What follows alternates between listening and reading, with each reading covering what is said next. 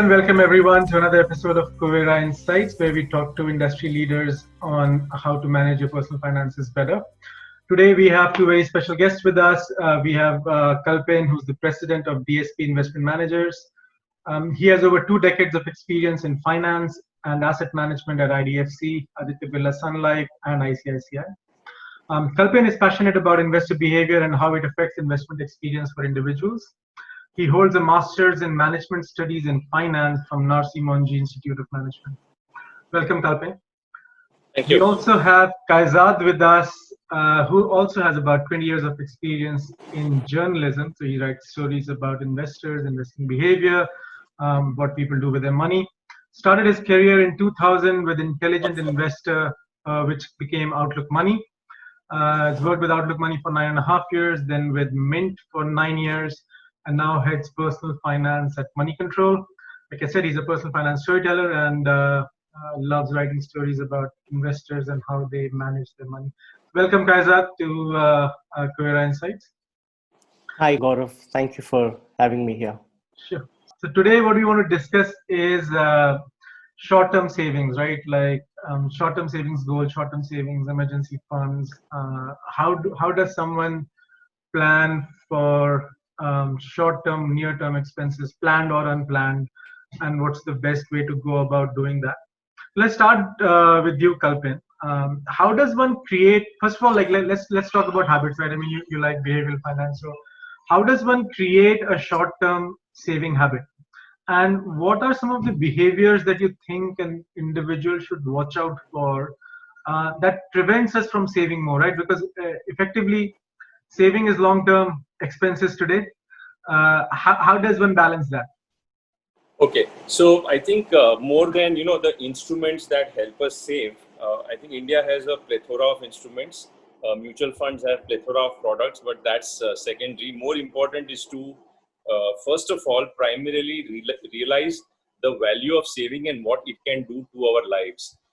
Ironically, Indians generally have been one of the highest saving race in the world. Our savings rates used to be around 30%. They've been coming down in recent times, but they would save 30% of their annual or monthly income. But the mode of saving continues to remain inefficient. Money remains either in the home or it remains in current account or savings account of banks, which don't necessarily earn the best of returns. And I'll share some of my personal experiences, which created that thought in my mind to take savings to a very different extreme or to a very different fanaticism. One may call me, very stingy, but so be it. When I read about Warren Buffett's comment, he made a statement, and then he's one of the most ideal role model investors who has invested for 90 years of his life. 79 years in his life. He's 90 years of age. He's been investing for 79. And sometime back, he made a comment that I started my first investment at the age of 11, and I repent that I was 11 years late. Now, what does that statement mean? That statement means that he's the biggest banya of the world, where he says that even for one day, I don't want my money not to compound. So the day I'm born, I wish I had started my money, I had let my money compound, because those 11 years also would have meant his current wealth could have been another 1.5 times. So look at it differently. Had he started only 10 years later, instead of 11, he had started at 21, his current pool of wealth would have been lesser by half. Now, this is the magic of a concept or a variable called time. We underestimate the role of time in our outcomes on investment. And here let me bring mathematics. I teach this to my son also, that kitabon mein you learn algebra, geometry, wo sab theek hai. Even I have learned, but that's not really helped me in my job. But one principle you learn is the meaning of the formula of compounding. So everyone knows how to write amount is principal 1 plus r by 100 raised to the power of t. But the real tube light is what is the value of t. So there are three variables, p, r and t. P is what we can bring to the table, which is how much can I save every month. R is what the market will give to us, which is not in our control. It's a function of our behavior, our discipline, and where we invest and how markets behave. And trust me, markets have massive variability. And then the third variable is time. Now, what is the mathematical operating number before that variable? With P, it is multiplication. With R, it is addition. It is plus R. With T is raised to the power of. Now, between plus, multiply, and raised to the power of, the highest impact from an effect point of view is raised to the power of. And that is why time becomes the most important variable. Now you connect the concept, what I mentioned about how Warren Buffett thinks and what the exponentiality of time can do to your money. So now that brings me to the third dimension, that why should my money remain in a bank account at suboptimal rates, even for a single day? So the day we get our salaries, I'm very clear that, first of all, pay your rent, pay whatever expenses have to be taken care of. And then immediately the money should get transferred into any of my mutual fund scheme, depending on what my asset allocation is, because it starts the meter of compounding on a real-time basis. Now, everything that I've told you so far is very rational, and rationality does not move human beings. Investing outcomes are good if we are rational, but to make someone invest, we have to be emotional. If we tell any customer that you should save, you should start early, all these are all jargon, start early and all that, hazaron saal se we've been talking, but that does not move people to start early. Now, if you tell every customer, and I'm saying this to all of you who are looking, are watching this video, that take out a 5 rupee coin or a 1 rupee coin from your wallet and just throw it in the dustbin. Will you be able to do it? Will anyone be able to do it? Now, the loss is only 1 rupee. So if you put it away in the dustbin or just throw it out, you're going to lose only 1 rupee. But we don't do that because we respect money as per our culture. But I want to make a comment that we actually don't respect money, because that 1 rupee remaining in wallet also is as good as nothing, because you're not letting it grow and compound. And hence, I want to say that, respect even that 1 rupee which is lying in your pocket. Let it not lie in your pocket. Let it not lie in your piggy bank. It was okay in old days when savings knowledge was less. Savings instruments were not easily available. We didn't have platforms like Kuwera where I can just press 2 buttons and start saving money. Those choices were not there. But today there is no reason to feel that I can't start. So I think this is a backdrop with which I would say that savings means giving time to your money. And the moment we give time to our money, market will give money to our money. It's a very simple equation. I think two really, really important points there. One is that in your compounding formula, time is the most important aspect, and I think I 100% agree. The second point, though, I think is even more profound. It's in economics, there's this concept of what is seen and what is not seen. So when you have money in your pocket, you're like, I'm not going to spend it, because you can see it, you can touch it, you can feel it. So there is a sense of loss associated with it. But if you don't invest that money doesn't grow at the rate at which can grow. That is an unseen loss. Absolutely.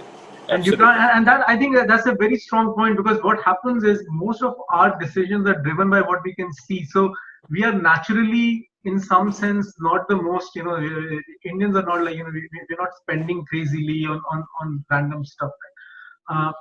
But I'll continue this point with Kaizad. Do you think that the millennial population somehow is changing though? Are they also looking at savings from the same lenses, or are they more focused on, EMI driven goal fulfillment? There's so many ways of getting things now and here. So are they also kind of thinking about savings from the same lenses, or are they more about, hey, let me enjoy life, I have a long time to live and then I'll have enough time to save later? Yeah, so I think millennials don't really, mirror the kind of savings habits that our parents and forefathers had to sort of, keep something away for a rainy day. Most of them, in my experience and in my observation, I've seen that, they are more interested in spending because, today, that culture is there, that financial freedom, when you get your first salary, you get to do so many things that you weren't able to do before. So the propensity to spend money, the propensity to buy new stuff or plan to buy new stuff, let's say 2 years, 3 years, 4 years down the line, is more, rather than trying to save today something for a rainy day we always tell people to start an emergency corpus. It's as simple as that. Okay, so we really have to explain to them the necessity of starting an emergency corpus and having an emergency corpus, or having a health insurance first in your health plan before you actually think about planning to buy stuff or planning to even invest also. And even when it comes to investing also, even if they decide, the small population of millennials, even if they say that okay, we want to invest, the expectations are very high from investments. Okay, how the millennials have entered the stock markets in the last 3 months. Okay, many new investors have also entered, and they're buying directly equities. But how many of them would have had a health insurance policy in place? How many do they have an an emergency corpus in place? So that's the question. So yes, the pattern of savings among millennials has definitely changed, and sadly it's more about consumerism first and then savings later, rather than the other way around. And whenever we talk about savings in millennials, in my observation, they always say that our salaries are not big enough, so where are we going to save? We have to pay rent. So that is of course a fact. I mean, of course it's a fact. I'm not saying that it's not a fact. And obviously the standard of living is very high. If you live in a city like Mumbai or Delhi, you have to obviously pay your rent, right? Otherwise you go 2 hours away and spend all that time traveling and all that. So the disposable income left to save obviously is a little less. But then again we try and tell them that it's not, for savings you don't need to have 20,000 30,000 set aside every month. You can even save at 500 a month. You can even save to 1,000 a month. At least 500, so you can save.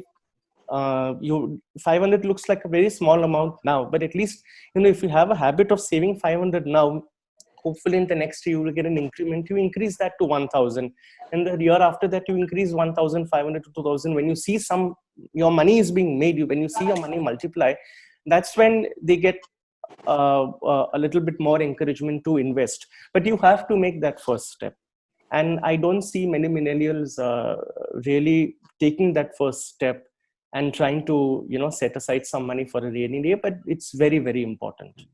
With even 500, it reminds me of I think it was an article in the New York Times or somewhere.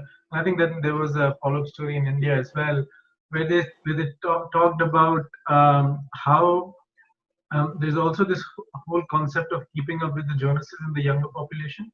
So even though they don't have the money, they have to pretend that they can afford the bars, they can afford the drinks, they can afford all the the latest phone and so on and so forth, even though it means that on weekends you're home eating Maggie.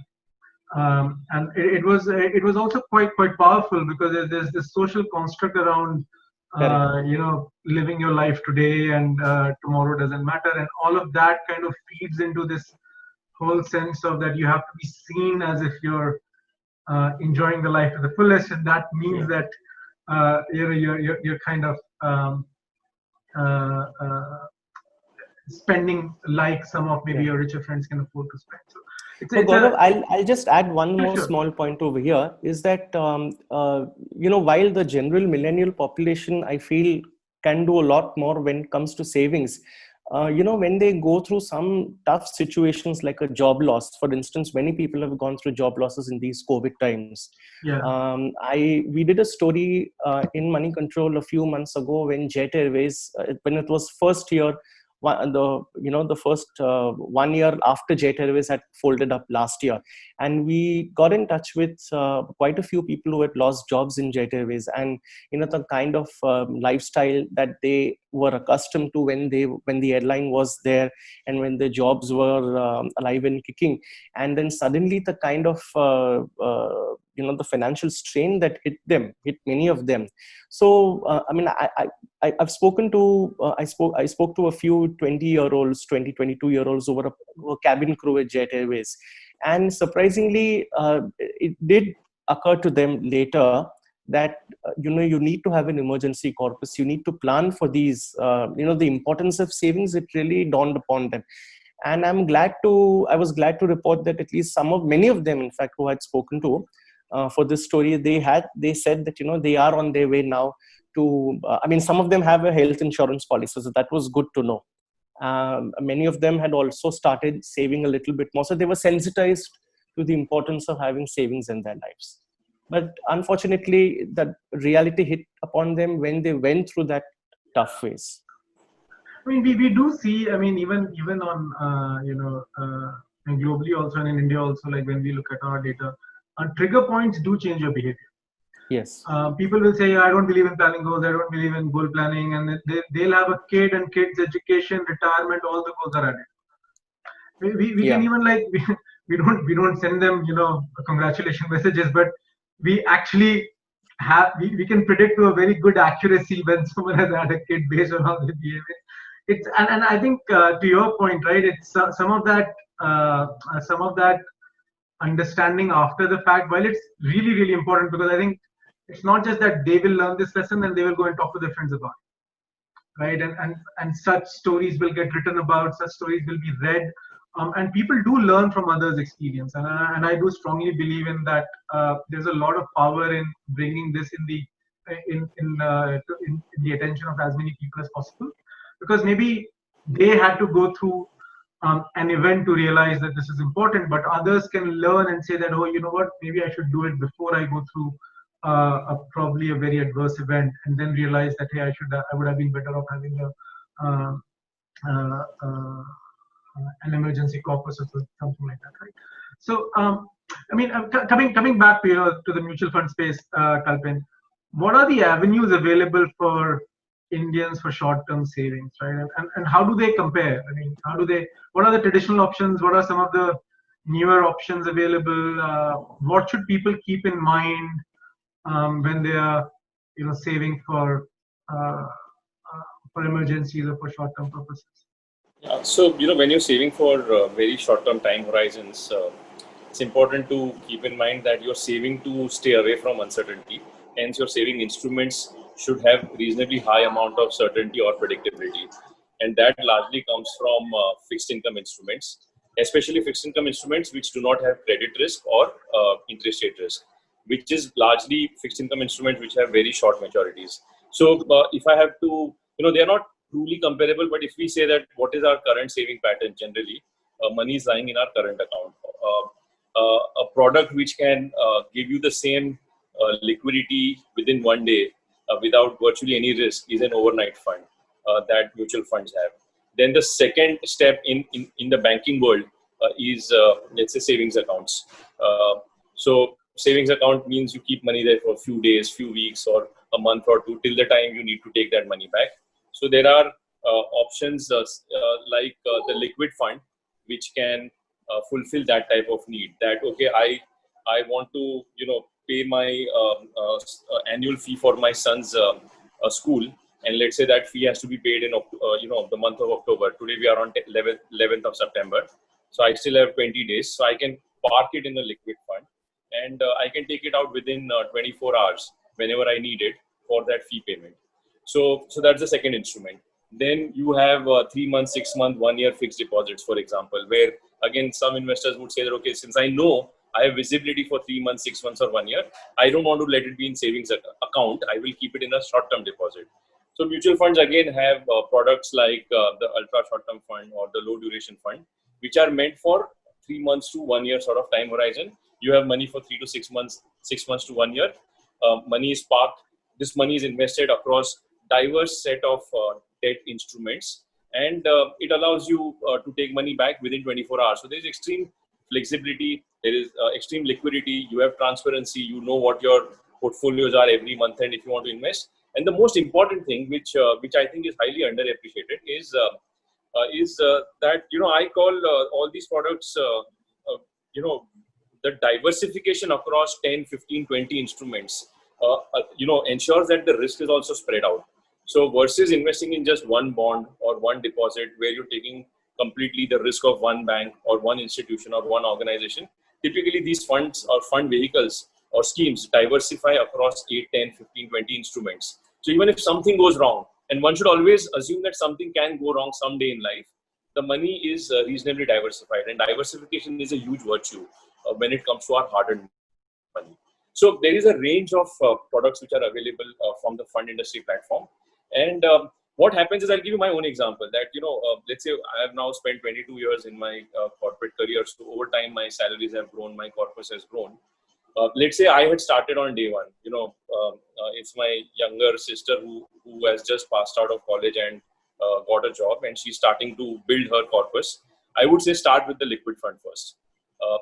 But today, in my case, because I already have an asset allocation over 20 years, I have my 40%, which is always in fixed income, is through short-term funds. Now, short-term funds basically invest in 2-year, 3-year corporate bonds. So for me, the money which has been in the short-term fund for the last many, many years is actually money at tap, is money which I can take it out tomorrow also. So tomorrow, if I need money, today before the cutoff time, I have to just press a button on your app and tomorrow my account will be funded. So these are very efficient, tax-efficient instruments which allow you to earn returns till the day your money is there with me. So if your money, you initially wanted it as a 3-month deposit, but you ended up keeping it for not just 90 days, but for 107 days. Your money earns for each of those 107 days.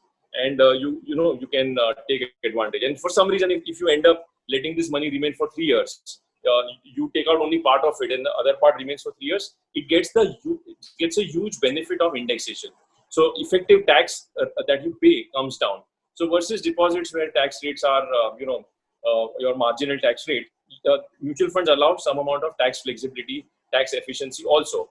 For example, in the month of March, a lot of our equity portfolios were down 40%.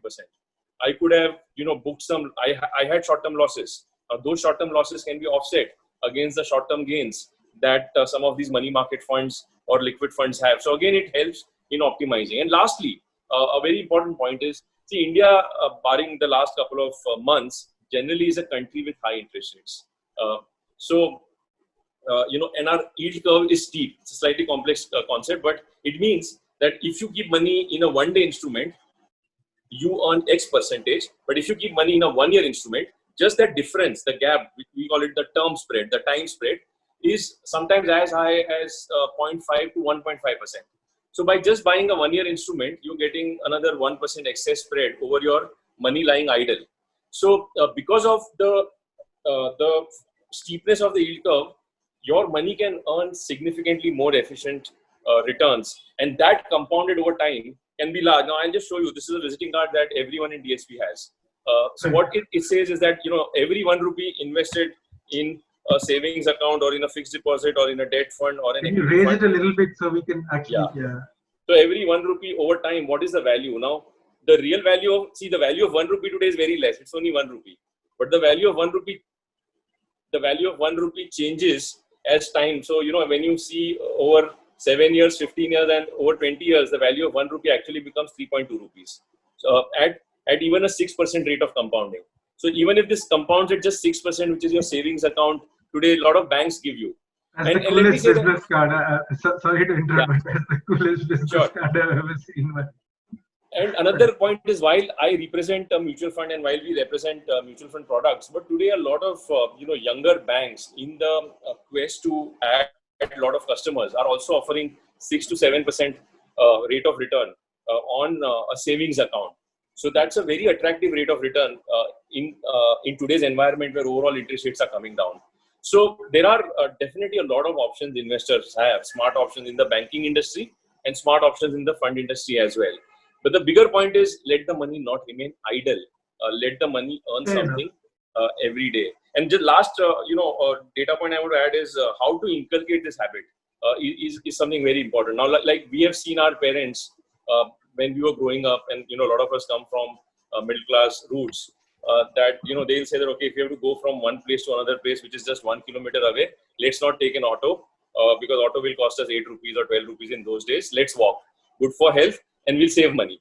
So that inculcates that habit. But today, probably we all have cars, so our kids don't think like that. If they have to go from one building to 5 buildings away, also they'll say gaadi nikalo. So how do you really bring in those savings mechanisms in conversations, in day-to-day conversations? So something that I have learned is a concept called birthday SIP. So my son's birthday is on the 10th of October. So I have said that, I'm going to give you 5,000 rupees, because not on your birthday, because that would be just one day in a year, but I love you 12 times more. So every month on 10th, I'll give you 5,000 rupees in your account. The money will first come into your account free of cost. And then that money goes into an SIP.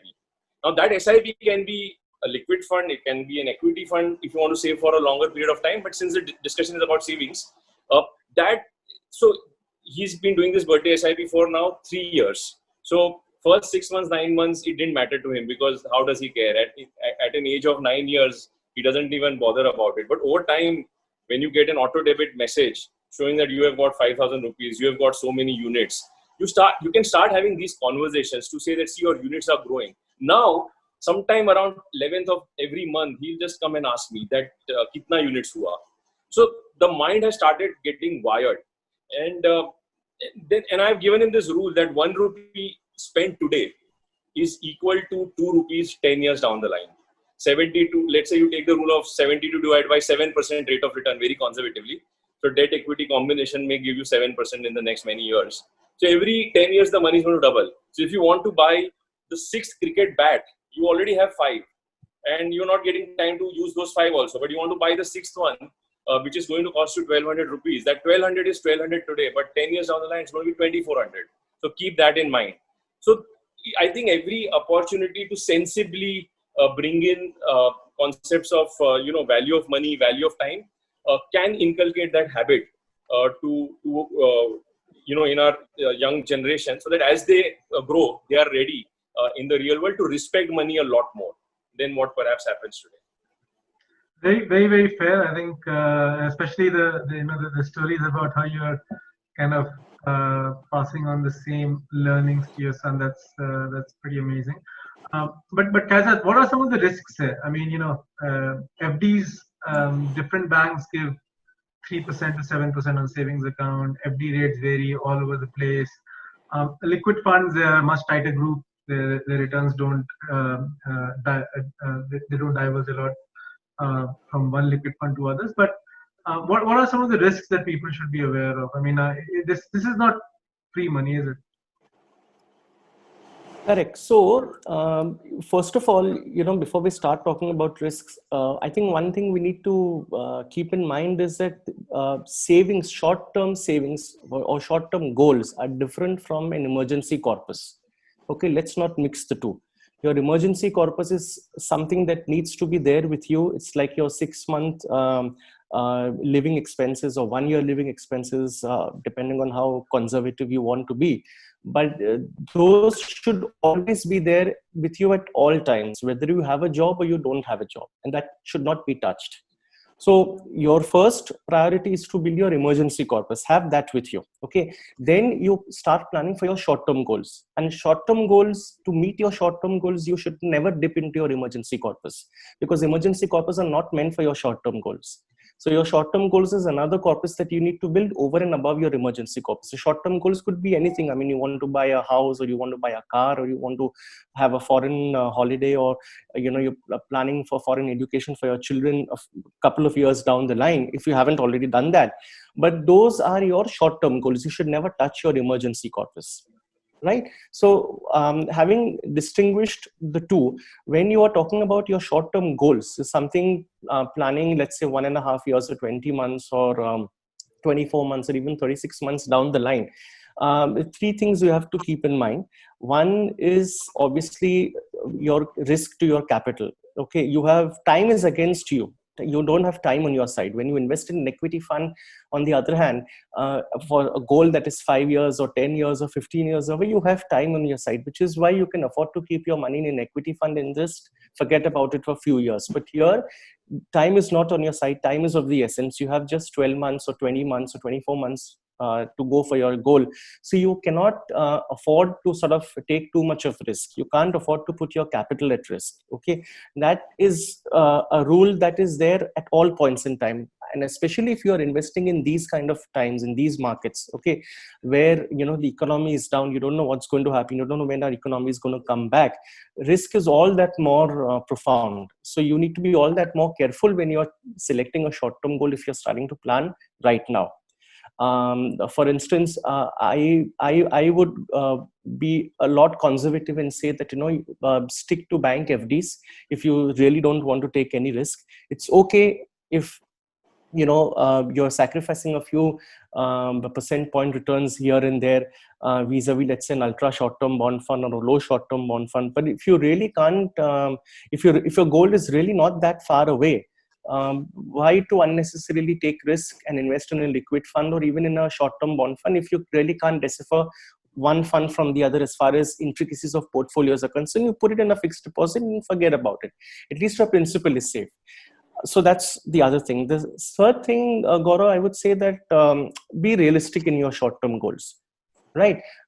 Because, and again, time is not on your side, and because you have something coming up in the next 20 months or next 24 months or next 36 months, and I'm defining these tenures as a typical short-term goal, you can't afford to be aiming too high in terms of what you want to do, in terms of your aspirations, in terms of your wish list, and then expect to just set aside 5,000 or 500 or 1,000 rupees every month and expect to reach your goal. You have to be a little bit realistic. Okay, so for example, you can say that, I want to buy a house in the next 3 years. But do you think that by investing 5,000 or 500 rupees every month, you'll be able to afford even a down payment?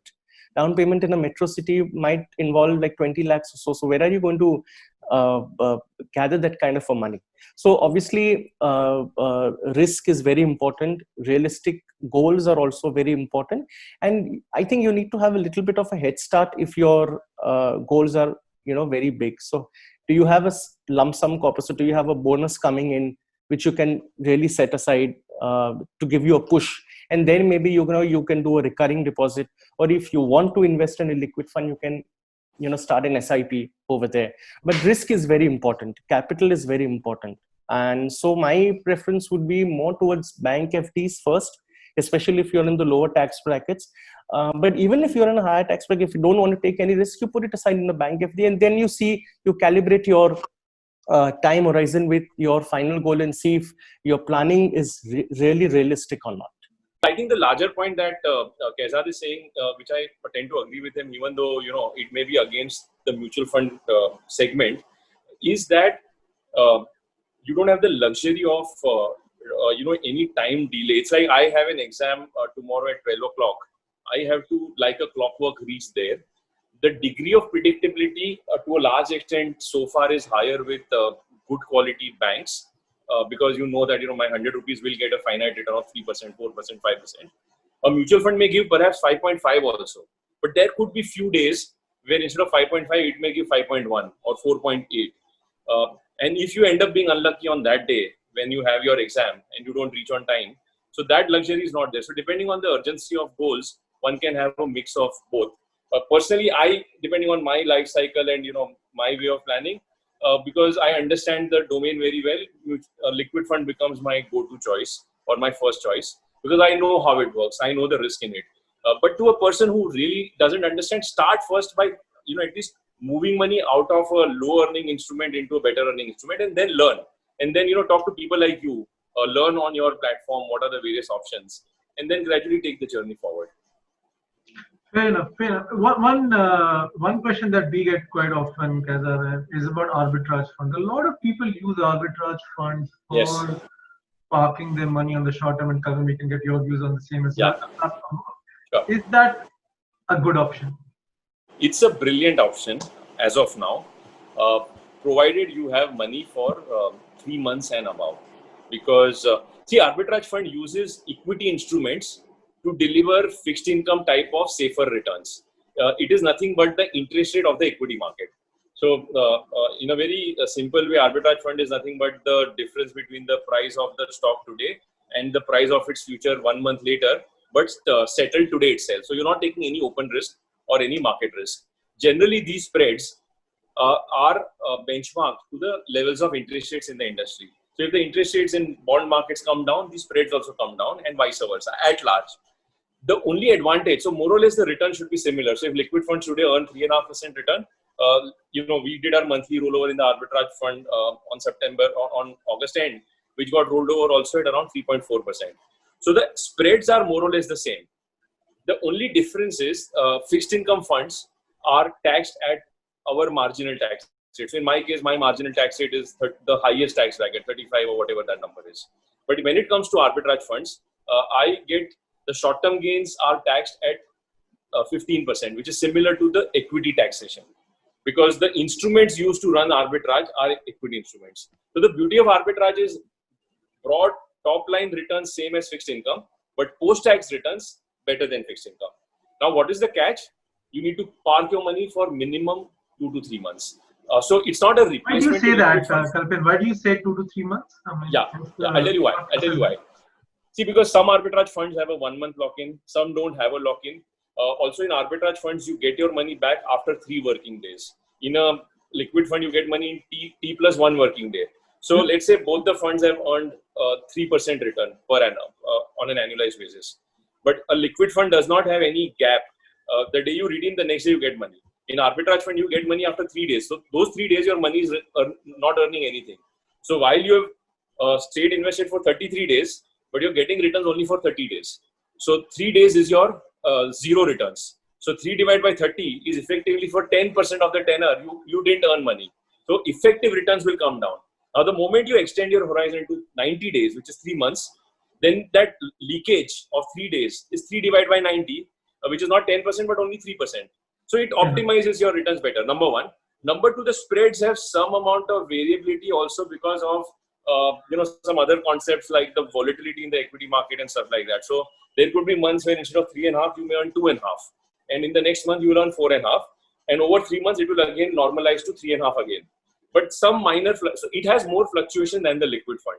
So anything which has more fluctuation, the solution to heal that fluctuation is time. The moment you extend time, the fluctuations normalize. And that's why I said 3 months. You can still invest for 1 month and take the money out after 1 month. And if you're lucky in that month, you would get similar returns than liquid fund. But to be on the safer side, 3 months is a more ideal time horizon. Kaiser, your take on this? Because this is by far the biggest question we get these days is like, should I park my money in arbitrage funds? See, Gaurav, I'm not a huge fan of arbitrage funds. Okay, to be very honest, I like simple instruments. When you are, arbitrage funds, of course, you're playing on the so-called anomaly that an equity instrument is being taxed like a fixed income instrument. But so that apart, arbitrage funds have been volatile in the past. Okay, if you're planning for a short-term goal, unless and until you have an advisor who understands the markets well, who understands your entry and exit points, okay, and if you are aware of the risk that comes with investing in a market that or a fund or product that is depending on the market volatility, I would advise that maybe you park a minimal corpus in arbitrage funds if you must, but focus more on simple products, focus more on the products like a liquid fund or even a low duration fund from a good fund house, of a good portfolio, and a majority of it in bank fixed deposits. Again, if your goal cannot be compromised at all, your time horizon that you have in your mind is very, very fixed. But otherwise, arbitrage funds have delivered returns. I'm not saying that it has not delivered returns in the past, but it has shown volatility. How do you, how do you manage your short-term savings and your how do you plan it for yourself? For me, I've been investing in mutual funds ever since I started working, because that's one instrument that I know quite much as compared to, let's say, other instruments, because I've been writing on mutual funds. So I don't mind investing my money at all, in liquid funds and low duration funds. I invest in these funds to plan my short-term goals. I used to invest in bank fixed deposits, but because I understand mutual funds, I'm more comfortable with mutual funds. But I know then, that's the risk that I'm aware of, the risk that I'm taking when I invest in a fund. So I am aware of the fact that I need to just, I can't just select a liquid fund with my eyes shut. I have to open up the portfolios, understand what the fund managers are thinking is fund houses. I know which fund houses come with a good record and which fund houses may not come with a long-term good track record. So I know how to filter my funds. So I am definitely a big fan of putting money in liquid funds, even in low duration funds. Interesting points. For low duration funds, what would you look at?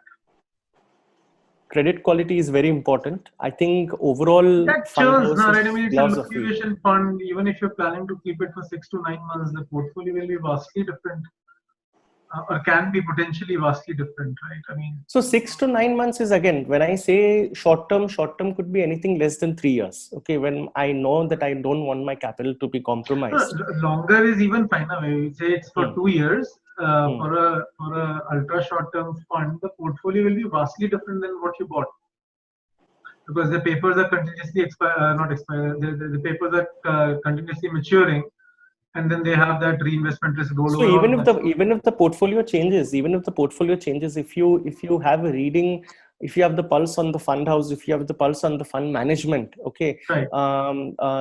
And the fund has to be also of a decent size, because I don't want a very small size fund also. I want a significantly large size fund if I'm especially looking at debt funds. With equity funds, it's the opposite. I mean, the smaller the better, because they will have room to sort of grow and move in and out of equities. But for debt funds, I'm comfortable with slightly larger schemes. But I think overall, without trying to sort of second guess what the fund manager is going to do, because that's the fund manager's job, you have to give a lot of freedom to the fund manager to decide what securities they want to buy, what is their interest rate calls.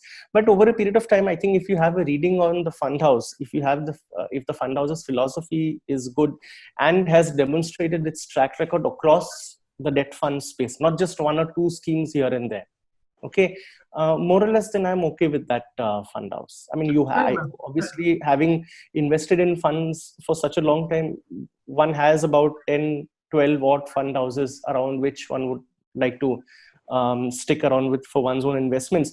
But that comes with experience, that comes with some kind of comfort that you have built with the fund house. Obviously, again, you have to be aware of the fact that you can go wrong in your scheme selection also, depending on your markets, no matter how long you've invested. In markets, you have to be always open to an outsized event or an low probability event, right? I mean, FT had built a lot of comfort with a lot of people, right? And it's just part and parcel, right? I mean, if nothing had happened, then it would have continued, right? It just so happened that a couple of credits did get hit in a way that actually no one wanted, but that's how I think markets are. So sometimes that unpredictability always plays in your mind. I do tend to agree that doing it year in and year out builds comfort. I think more than, and at least that's the way we think, is more than building comfort with the fund house or the fund manager. It actually builds comfort with the product itself, with how the markets function. I think people who have been in the markets longer are more forgiving of volatility than people who are in the market for a short period of time. It's just because it may not have happened to me, right? Maybe I was not invested in a particular fund house or in a particular scheme, but because I am invested, I'm hearing those stories, I'm getting sensitized to the fact that this can happen. And you have to also be a little bit open to the market reality, what's going on. I mean, Templeton did not happen on the day that ILFS happened, or during that time. It happened over a period of time. I mean, there were signs on the wall that you need to sort of be a little bit more judicious about your investments with risky assets.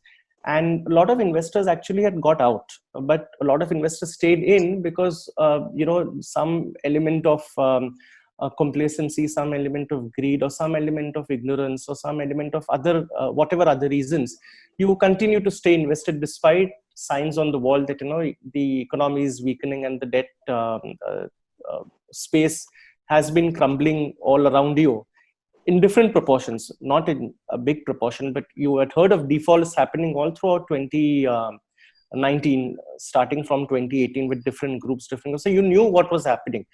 So you also need to be a little bit, so that comes with debt investments. I mean, in a bank fixed deposit, again, you can fill it, shut it, and forget it, right? If it's a reasonably strong bank. But in mutual funds, you have to be a little bit watchful. You need to keep a track of your investments. I mean, I've made money in Templeton debt funds, right? But that was in another day and another age. But I was... See, in 2008, I was trading in New York, right? So, I mean, even with banks, right? I mean, Lehman was a really strong bank. It's 6th or 7th largest bank in the US, not a joke. Wall Street powerhouse. Their head office was 2 buildings away, right? I used to be at Morgan Stanley there, and you would never think. No one would have. In Bear Stearns, okay, Bear Stearns, there was enough chatter that okay, even if something happens to Bear Stearns, probably there will be no rescue.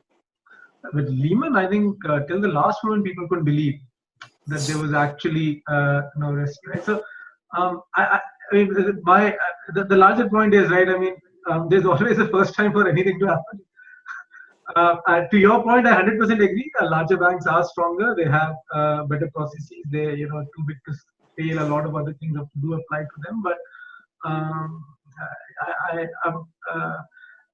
some of these risks, at least in my mind, are too hard to measure. So I think comfort, what you said earlier, Kaizad, about comfort with an instrument is probably the strongest gut feel or something to go with. Sorry, Kalpit. I just wanted to add to this dimension and discussion, and I want to bring a very important point. It may be coming at the cost of some complexity, but some of these easy narratives are very flawed, and I have learned it over time now. And you gave this example of the largest banks of the world failing. Look at India. So I want to make this hypothesis, or rather convey that size has got nothing to do with the outcome. Size, whether small or big, has got nothing to do with the outcome. It is the mindset of the operating team which is running the business, and their respect for risk, and some bit of luck as well. Sometimes good teams also go wrong. Sometimes bad teams get good luck also in their favor. But look at mutual fund is nothing but a vehicle. So if a mutual fund defaults, it is because the underlying is defaulting. Now, where is the mutual fund investing? It is investing in bank deposits, NBFC deposits or bonds, or company deposits or bonds. So if a mutual fund is defaulting, it's not because it is defaulting. It is because the underlying instruments are defaulting. And if an investor is not in the mutual fund, he is going to be in the underlying instruments. So the default risk or the market risk is always there. Mutual fund is just a vehicle, number one. Number two, you look at the history of India. The credit risk has not come from small names. A 200 crore company has not defaulted in the last 5 years. The largest ILNF has defaulted. The largest Diwan Housing defaulted.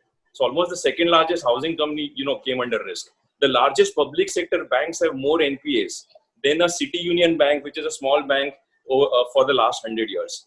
So some of these easy simplification, and I see a lot of this in our own industry, and we ourselves have this mindset that size is equal to safe. I want to challenge that hypothesis that sometimes the quest for size initiates the race for risk, because size comes with also returns. Because what does the lay investor look? Today, the lay investor will come on the website, on my website also, and he'll say, where is the best return? And he'll go and invest in that. So there is an incentive for me to generate higher return. To generate higher return, I have to take higher risk. So the only point I want to make is size is not a dimension of safety. Large funds can also be risky. Small funds can also be risky. So that's the only hypothesis I want to I think we would largely, I don't know about Kaizad, but we would largely agree with this. I think in banking, though, there is enough precedence that there are systemic banks and non-systemic banks. So I'm not saying all large banks are the same, but certain banks who are perceived to have systemic risk, the probability that they will get bailed out is higher. Never one, to your point.